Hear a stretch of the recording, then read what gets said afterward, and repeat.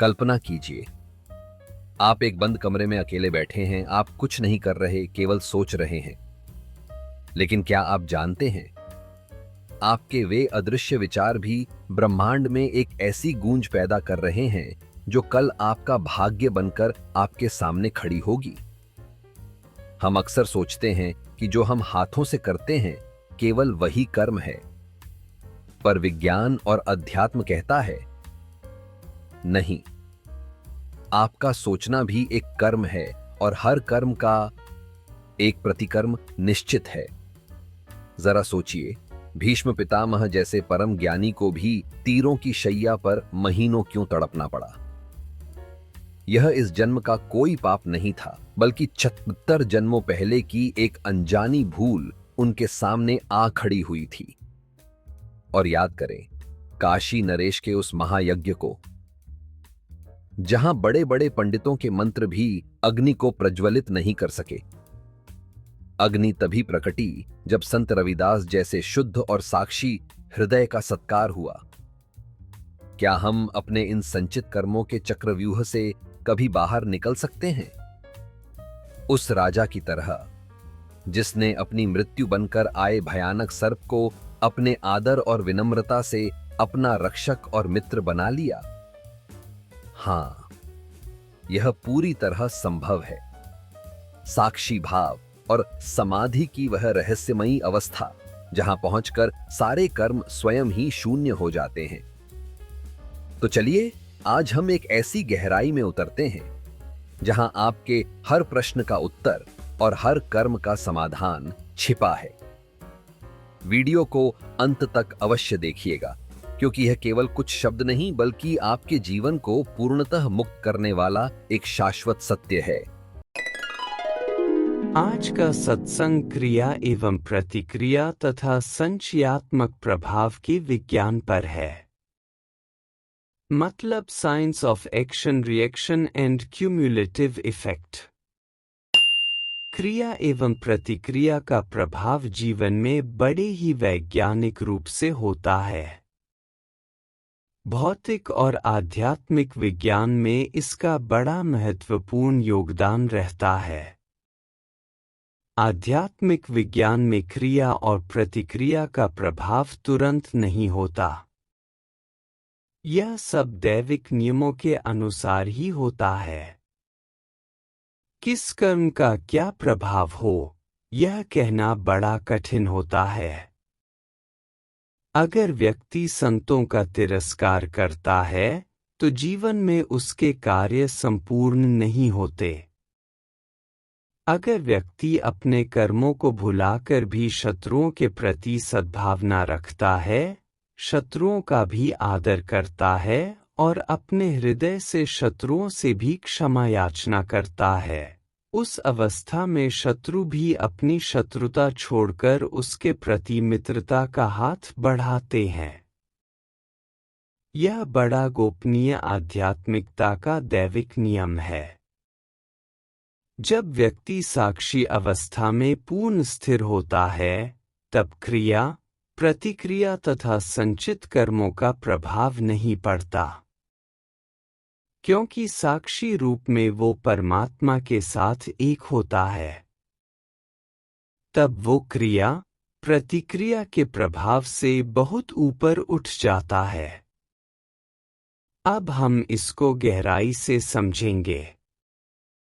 जीवन में कर्म, प्रतिकर्म और संचित कर्मों का प्रभाव और इसका विज्ञान बड़ा ही अद्भुत और गोपनीय है। व्यक्ति जीवन भर कुछ ना कुछ करता ही रहता है। वो खाली नहीं बैठ सकता। जब तक व्यक्ति की सांस चलती है, व्यक्ति के भीतर जीवन शक्ति है, तो कुछ ना कुछ करना उसके लिए स्वाभाविक ही होता है। थोड़े समय ही वो खाली बैठ सकता है, पर अधिक समय वो कुछ ना कुछ कार्य करता ही रहता है। कार्य करना भी नियति का एक नियम है। जीवन में व्यक्ति भौतिक कार्य भी कर सकता है, मानसिक कार्य भी कर सकता है और आध्यात्मिक कार्य भी किसी न किसी रूप में कर सकता है। भौतिक और मानसिक कार्य व्यक्ति जीविका कमाने के लिए ही करता है, ताकि धन कमा सके। भौतिक और मानसिक कार्य दूसरों के साथ संबंध बनाने के लिए भी करता है। स्वयं में दैविक गुणों के लाने के लिए, स्वयं को जानने के लिए और आत्म साक्षात्कार के लिए भी बहुत से मनुष्य अपना जीवन लगा देते हैं। व्यक्ति जीवन भर कुछ सकारात्मक कार्य करता है और कुछ नकारात्मक कार्य भी करता है। कुछ तो वो जानबूझकर करता है और कुछ अनजाने में हो जाते हैं। परंतु व्यक्ति जो भी कार्य करता है, चाहे वो जानबूझकर करे या अनजाने में करे, उसका प्रतिकर्म तो होता ही है। भौतिक संसार में प्रतिकर्म जो है, वह न्यूटन के नियम के अनुसार होता है। जैसा कर्म होगा, वैसा ही प्रतिकर्म होगा। लेकिन भीतरी विज्ञान में जो प्रतिकर्म होता है, वह तत्व मीमांसा और आध्यात्मिक विज्ञान के नियमों के अनुसार होता है। परंतु हर कर्म का प्रतिकर्म होता ही है। अगर कर्म का रूप अकर्म की अवस्था में हो, तो उसका प्रतिकर्म नहीं होता। संचित कर्मों का प्रभाव ही मानव जीवन पर पड़ता ही है। कोई भी व्यक्ति कर्म जागरूक अवस्था में कर सकता है, परंतु अक्सर व्यक्ति कर्म सुषुप्त अवस्था में ही करते हैं। उन्हें नहीं मालूम होता कि वो क्या कर्म कर रहे हैं। गीता के ज्ञान के अनुसार कर्म को बहुत से भागों में विभाजित किया गया है। इसमें मुख्य कर्म है, अकर्म है, सत्कर्म है, दुष्कर्म है, निष्कर्म है और प्रतिकर्म है। भौतिक कर्मों का प्रभाव भौतिक रूप से ही होता है। जैसे आप आग में हाथ डालो, तो हाथ आपका अवश्य ही जलेगा। यह भौतिक कर्म का ही प्रभाव है। यह स्वाभाविक है और यही नियतिवश भी है। अगर आप जीवन में किसी को अपमानित करते हैं, तो यह आपका मानसिक कर्म है। इसका प्रभाव दूसरों के मन पर पड़ता है। और कर्ता यानी जो अपमानित करता है, उसके मन पर भी इसका गहरा प्रभाव पड़ता है। कर्ता को वर्तमान में इसका आभास नहीं होता, परंतु उसके मन स्तर पर इसका प्रभाव रहता है और वो इसके बारे में भी सोचता ही रहता है। क्योंकि उसने दूसरे को आघात दिया है, दूसरे को अपमानित किया है। जब दूसरा व्यक्ति अपमानित अनुभव करता है, तो उसके मन की तरंगों का प्रभाव आप पर किसी न किसी रूप में पड़ता ही है।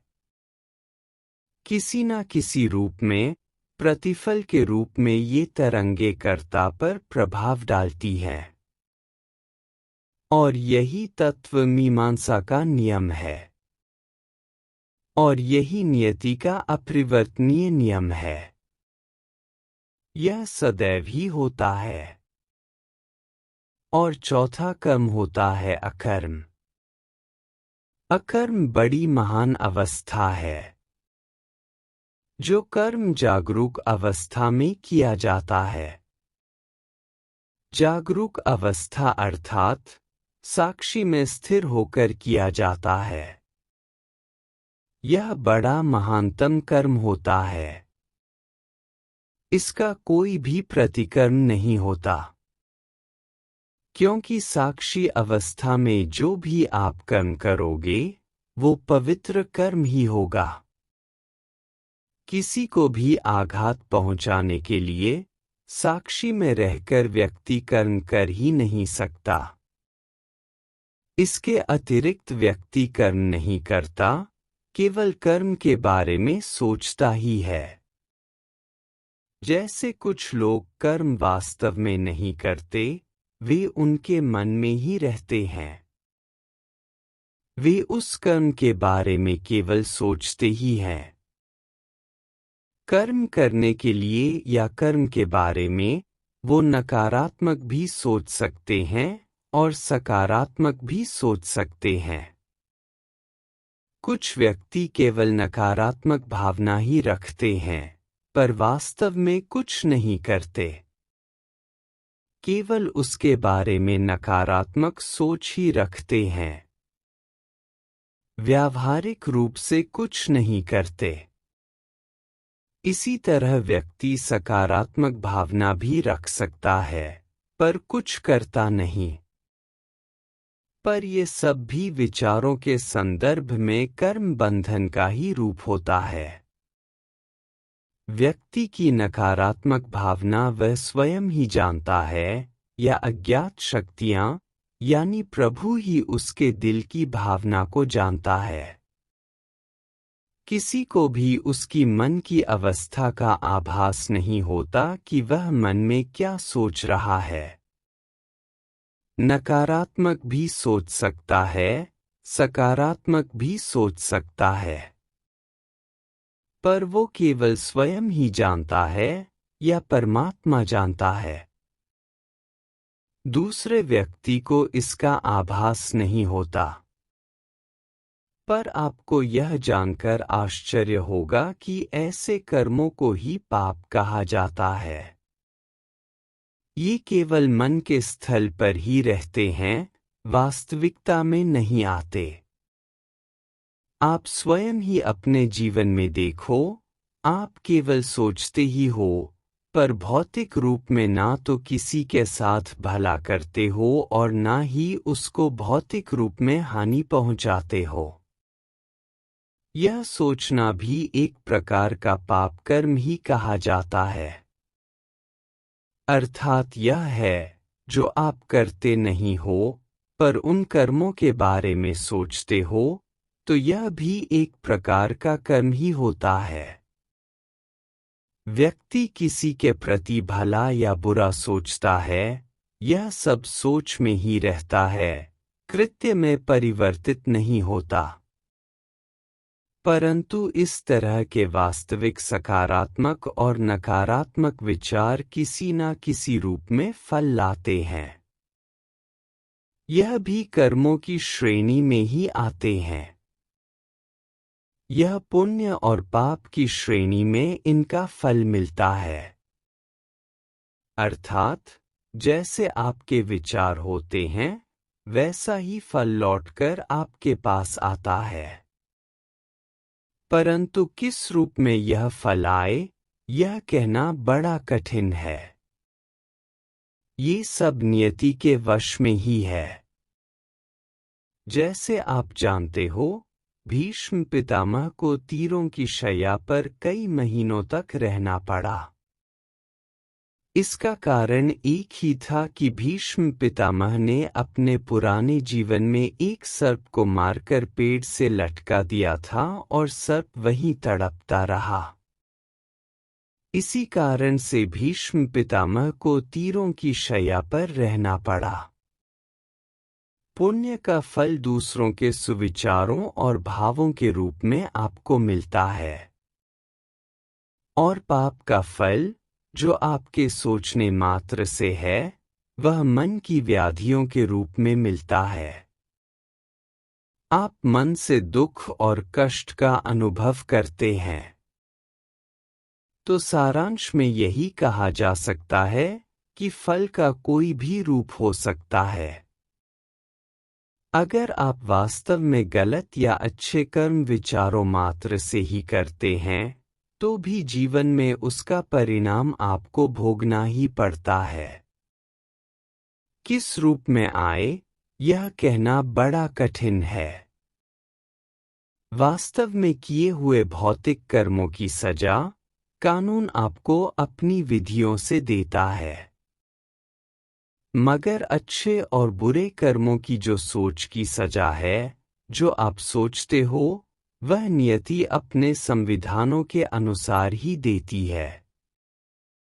अगर कर्म अच्छा और बुरा किया जाता है, तो उसका फल भी कर्म के अनुसार ही मिलता है। व्यक्ति इसी प्रकार जन्म मरण के बंधन में फंस जाता है। आप यह समझो, चाहे कर्म अच्छा हो या कर्म बुरा हो, कर्म तो कर्म ही है। उसका फल किसी न किसी रूप में मिलता ही है।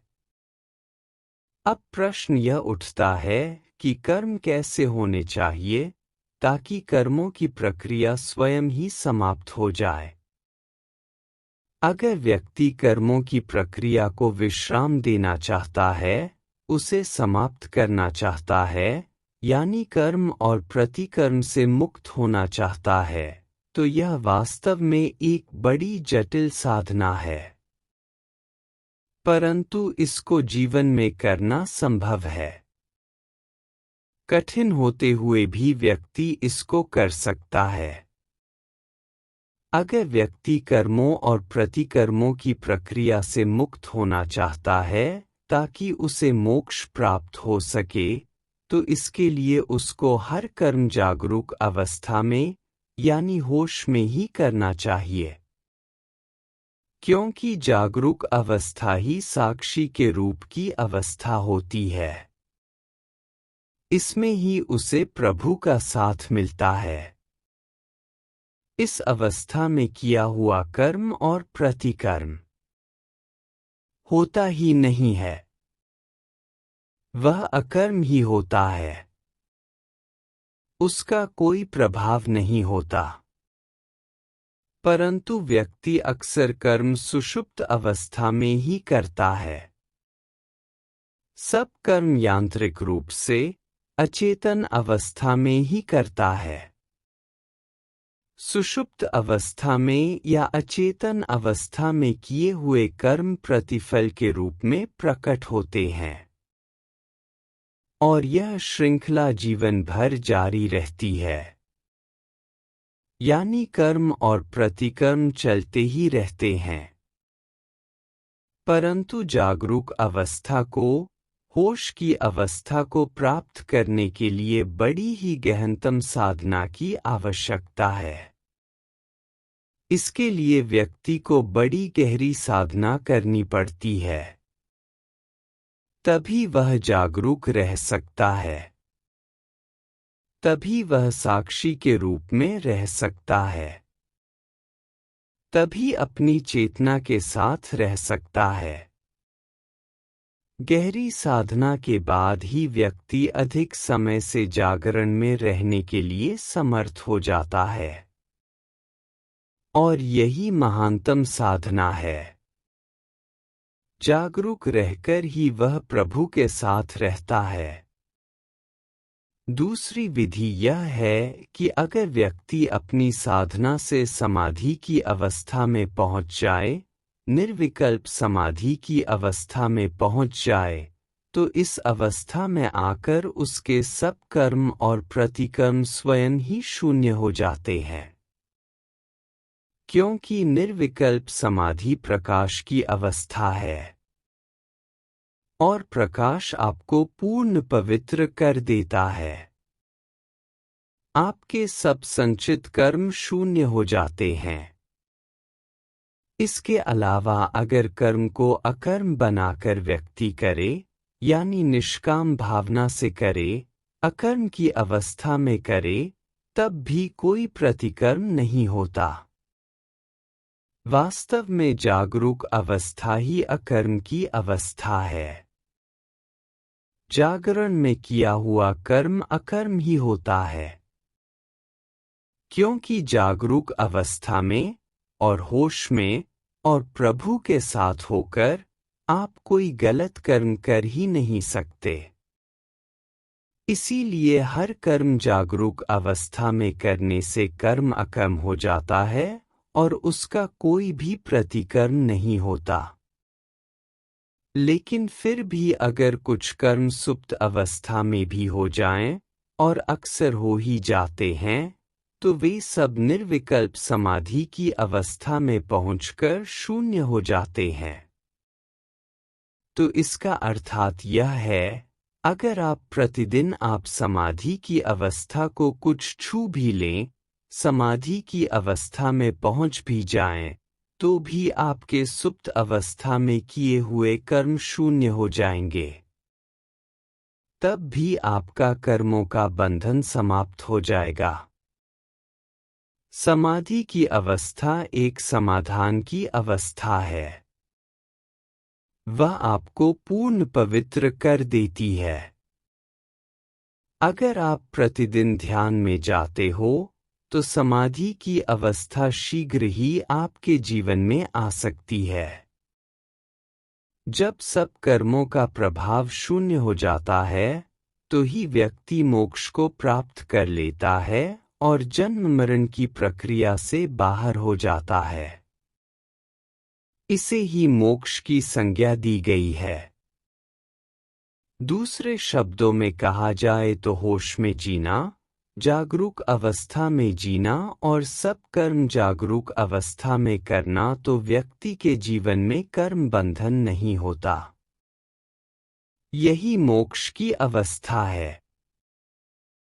व्यक्ति जब मोक्ष में होता है, तो उसके सब कर्म अकर्म ही हो जाते हैं। तब उसको अगले जन्म की प्रतीक्षा नहीं करनी पड़ती। अब हम संचित कर्मों के बारे में जानने का प्रयत्न करेंगे। अक्सर व्यक्ति समझता है कि उसने जीवन में बहुत से सकारात्मक कार्य किए हैं और बहुत से नकारात्मक कार्य किए हैं। वो समझता है कि सकारात्मक कार्य और नकारात्मक कार्य एक दूसरे को शून्य कर देते हैं, ताकि उनका प्रभाव शून्य होता है। यह तो आवश्यक है कि जीवन में नकारात्मक कार्य भी हुए हैं और सकारात्मक भी हुए हैं। यह भी हो सकता है कि सकारात्मक कार्य नकारात्मक कार्यों से बढ़कर हो सकते हैं, और यह भी हो सकता है कि दोनों ही बराबर हों। लेकिन व्यक्ति अक्सर समझता है कि उसके नकारात्मक और सकारात्मक कार्य लगभग बराबर ही होते हैं। इसलिए वह समझता है कि वह कर्मों के प्रभाव से मुक्त हो गया है। पर ऐसा नहीं होता। व्यक्ति नहीं जानता कि कर्मों के सिद्धांत के अनुसार दोनों प्रकार के कर्मों का योगदान नहीं हो सकता। यानी सकारात्मक, नकारात्मक कार्य एक दूसरे को शून्य नहीं कर सकते। कर्म के सिद्धांत के अनुसार हर कर्म का अपना निजी फल होता है। उसका कैसा फल मिलता है, इसके बारे में नहीं कहा जा सकता। परंतु हर कर्म का फल मिलता है, यह दैविक नियम है। यह पूर्ण रूप से स्थापित है कि कर्म का फल अवश्य मिलता है। सकारात्मक कर्म का अपना फल होता है और नकारात्मक कर्म का अपना फल होता है। दोनों का कैसा फल हो और कब मिले, यह सब प्रभु के गोपनीय नियमों के अनुसार ही होता है। इसके बारे में नहीं कहा जा सकता। परंतु यह अवश्य है कि कर्म एक दूसरे को शून्य नहीं करते, किंतु हर कर्म का अपना निजी फल होता है। केवल समाधि की अवस्था में जाकर ही कर्म शून्य हो जाते हैं।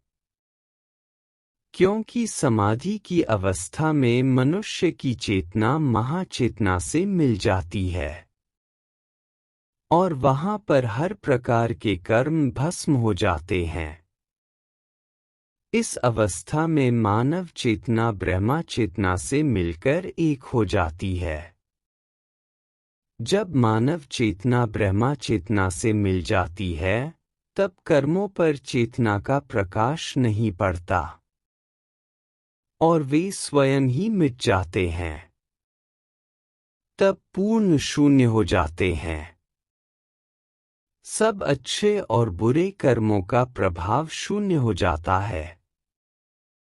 इस अवस्था में व्यक्ति प्रभुमय हो जाता है।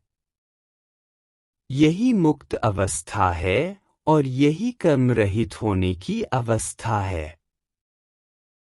दूसरे शब्दों में कहा जाए तो निर्विकल्प समाधि में जाकर भी व्यक्ति अपने कर्मों को शून्य कर सकता है और मुक्त हो सकता है। अब प्रश्न उठता है कि व्यक्ति स्वयं को कैसे कर्म शून्य बनाए। यह पूर्ण रूप से स्पष्ट होना चाहिए कि हर कर्म का प्रतिकर्म होता है। यह न्यूटन के तीसरे नियम के अनुसार होता है। इस नियम के अनुसार प्रतिकर्म प्रतिक्षण हो जाता है। जैसे आग में कपड़ा डालो तो उसी पल आग में भस्म हो जाता है। यही न्यूटन का तीसरा नियम है। परंतु आध्यात्मिक विज्ञान में ऐसा ही प्रतिकर्म होता है जब वह सुप्तावस्था में अथवा होश में नहीं करता। परंतु इसमें एक सूक्ष्म अंतर होता है। आध्यात्मिक विज्ञान के अनुसार प्रतिकर्म तुरंत नहीं होता। इसमें समय का अंतराल रहता है। इसमें समझने योग्य बात यह है कि यह सृष्टि बहुत विशाल है। इसकी गति बहुत कम है। यानी सब कार्य धीरे धीरे ही होते हैं। इसीलिए प्रतिकर्म में काफी बड़ा अंतराल आ जाता है। और दूसरा कारण यह है कि कर्म का कैसे प्रतिकर्म हो, वह किस रूप में हो, यह सब भौतिक नियमों के अनुसार नहीं होता। यह सब दैविक नियमों के अनुसार होता है। और ब्रह्मांड के दैविक नियम बड़े ही गोपनीय होते हैं। इनका समझना बड़ा कठिन है। यह प्रकृति और नियति के नियंत्रण से ही होते हैं। परंतु प्रतिकर्म अवश्य होता है। और गहराई से समझो तो इसमें समय और स्थान तथा रूप प्रकृति के नियमों द्वारा गोपनीय रूप से ही आधारित होते हैं। किसी न किसी रूप में प्रतिकर्म का प्रभाव आता है। जब भीष्म पितामह तीरों की शैया पे थे, तब उनको कृष्ण भगवान मिलने आए। भीष्म पितामह ने पूछा कि मैं क्यों इतना कष्ट पा रहा हूं? मैंने अपने पिछले 75 जन्म देखे हैं, मैंने किसी भी जन्म में कोई पाप नहीं किया। तब कृष्ण भगवान उनसे बोले कि आप एक जन्म और पीछे जाओ, 76वां जन्म देखो, तब आपको पूर्ण आभास हो जाएगा।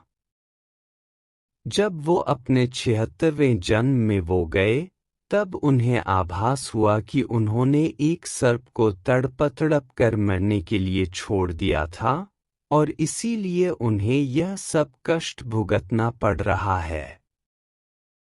अब तक हमने समझा प्रतिकर्म का नियम, संचित कर्मों का नियम, विभिन्न प्रकार के कर्म जैसे अकर्म, निष्कर्म, दुष्कर्म आदि, और जागरूक अवस्था में किए हुए कर्मों का सिद्धांत तथा समाधि में सभी किए कर्म कैसे शून्य हो जाते हैं।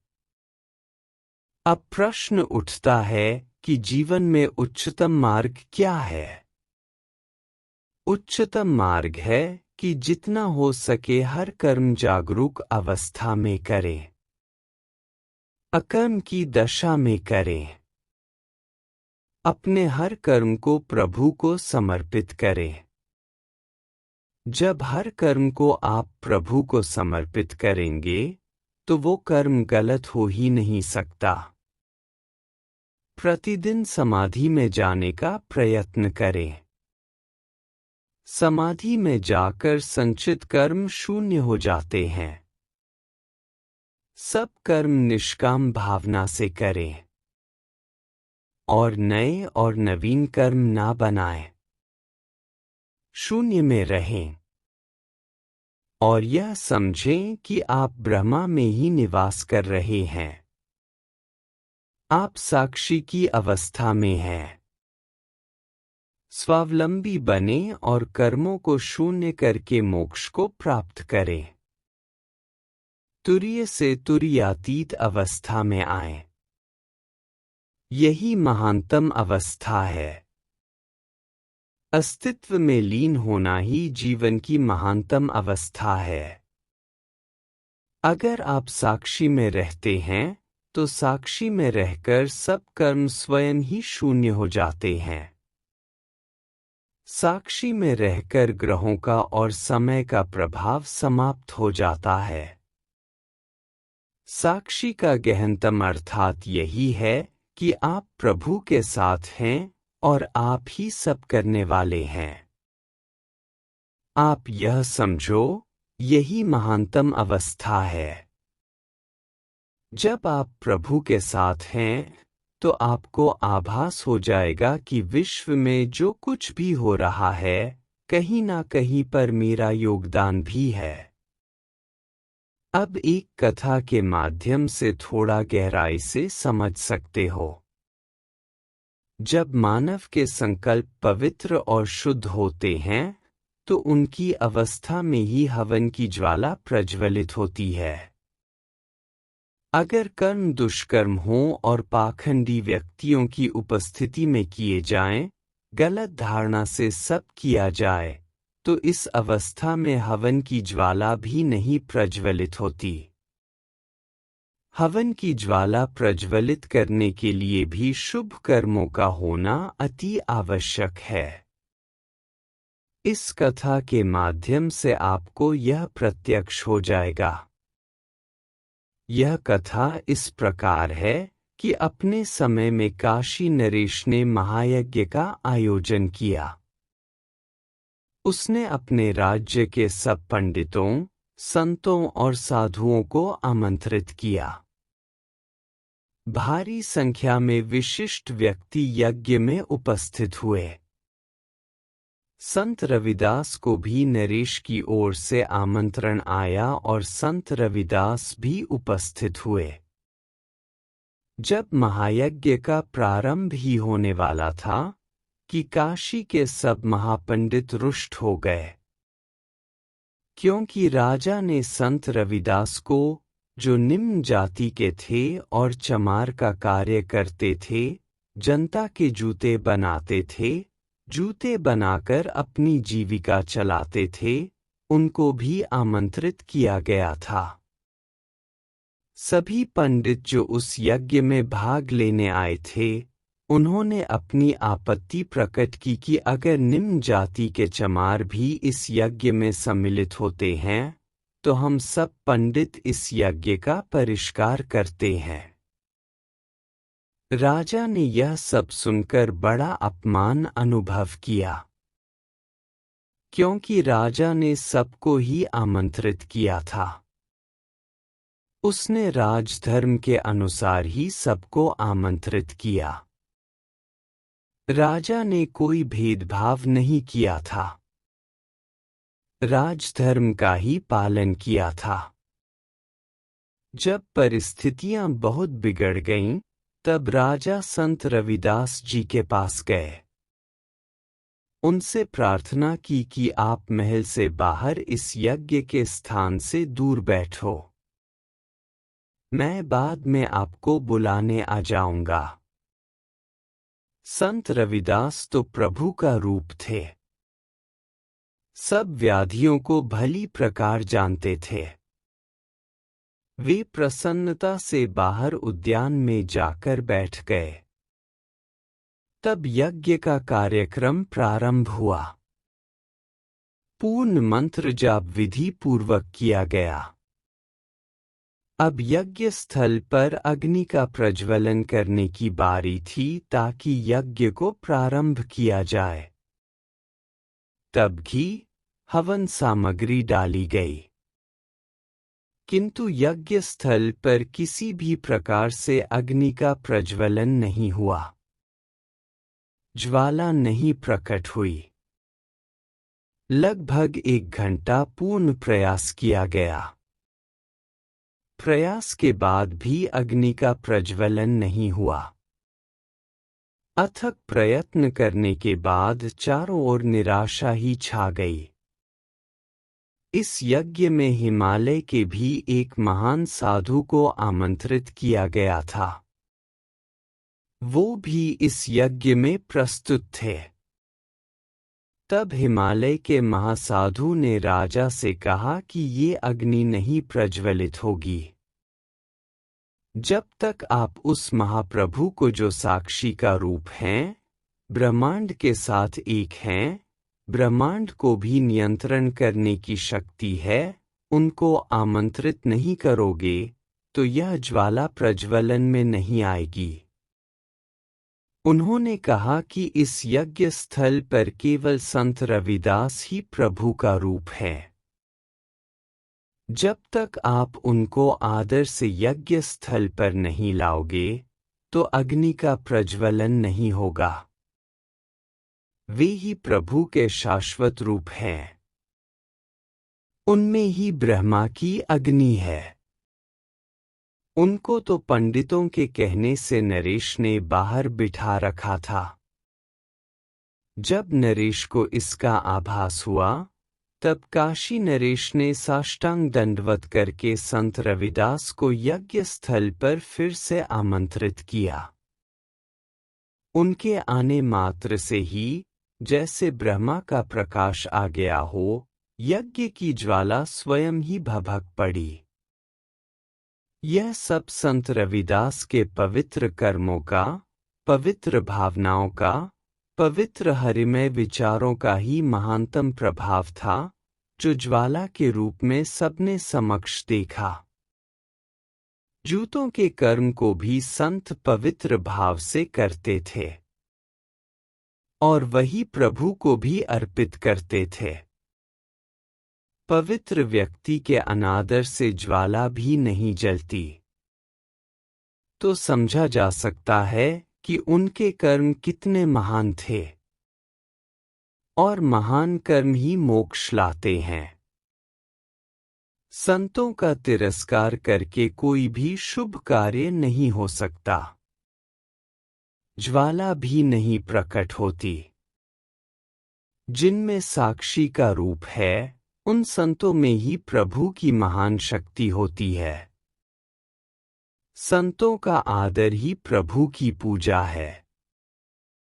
संत ही साक्षी का यानी प्रभु का रूप होता है और उनके अनुसार ही सब चलता है।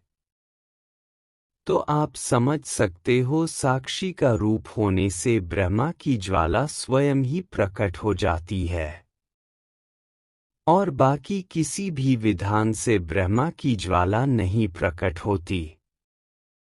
तो जीवन में जिसने साक्षी का अनुभव कर लिया है, तो यह समझो कि सारा ब्रह्मांड किसी न किसी रूप में उसी के द्वारा संचालित होता है। दूसरी एक छोटी सी कथा है कि कर्मों को शून्य करके भी व्यक्ति महानतम अवस्था में आ सकता है। कथा ऐसी है कि एक राजा को स्वप्न आया कि एक भयंकर सर्प जो उनके उद्यान में है, 2 रातों के बाद प्रकट होगा और राजा को डस लेगा। राजा को यह स्वप्न 2-3 बार आया। तब राजा ने स्वप्न के बारे में काफी लोगों से बातचीत की, तो सबने यही सलाह दी कि सर्प तो आपके उद्यान में ही है, तो इसको मारा जा सकता है। किंतु राजा को यह विचार अच्छा नहीं लगा। उसने एक महान सद्गुरु से पूछा। तब सद्गुरु ने कहा कि जैसा आपको स्वप्न आया है और जिस समय आपको स्वप्न आया है, उससे यह स्पष्ट है कि सर्प अवश्य आएगा। वो आपको डसने के लिए ही आएगा। उसका आपके साथ पुराना कुछ संबंध है।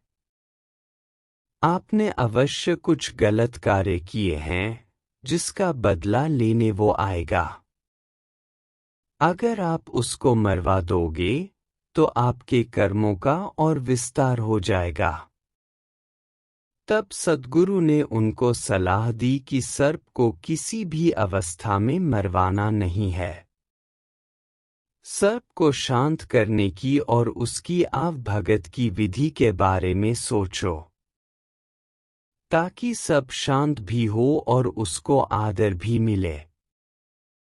अगर दुश्मन का स्वागत करोगे तो दुश्मन की दुश्मनी समाप्त हो जाएगी। वो आपका मित्र बन सकता है। तब वो आपको कष्ट नहीं देगा। राजा ने इस पर विचार किया क्योंकि वो सर्प को तो मरवाना नहीं चाहता था। तब राजा को एक विधि सूझी कि जिस रात सांप को आना था, राजा ने घर के आंगन में फूलों की सजावट कर दी। फर्श पर भी सुगंधित फूलों की सेज बना दी और दूध के बहुत सारे बर्तन जिसमें दूध लबालब भरा था रखवा दिया। जैसा उन्होंने स्वप्न देखा था, सर्प आया। राजा अपने बिस्तर पर ही लेटा हुआ था। सर्प ने बड़ी सुंदर सजावट को देखा और दूध के बहुत सारे प्यालों को देखा, सुगंधित फूलों का अनुभव किया। उसको आभास हो गया कि यह सब उसके आने के लिए ही किया गया है। यह उसके स्वागत के लिए ही है। जब सर्प राजा के पास पहुंचा तो राजा जागा हुआ था, अपने बिस्तर पर लेटा हुआ था। राजा सर्प को देख के चौंका नहीं, पर अपने मन से उसने उसका स्वागत किया। तब सर्प ने कहा, आया तो मैं तुझे मारने ही था, पर तेरी विनम्रता और आदर देखकर मैं अपनी शत्रुता भूल गया हूँ। जानने पर भी तूने मुझे मरवाने की कोशिश नहीं की, क्योंकि तू जानता था कि मेरे को आना है। फिर भी तूने मुझे मरवाने की कोशिश नहीं की। तू महान है, इसलिए मैं तुझे माफ करता हूँ। और सर्प इतना प्रसन्न हुआ कि अपनी सर्प की मणि भी उसको भेंट करके चला गया। तो अगर अपने कर्मों को शून्य करना चाहते हो तो मन से अपने शत्रु से भी माफी मांग लो। शत्रु भी मित्र हो जाता है। वो किसी प्रकार का भी आपको हानि पहुंचाने का प्रयत्न नहीं करता। आपकी शुभ भावनाएं बुरे कर्म भी अकम हो जाते हैं। शत्रु से भी क्षमा याचना करने से वो दैविक फल ही लाता है और आपके सब कर्मों को शून्य कर देता है और मणि जैसी महान, भव्य, गुणों युक्त प्रभु की शक्ति भी आपको दे देता है। धन्यवाद।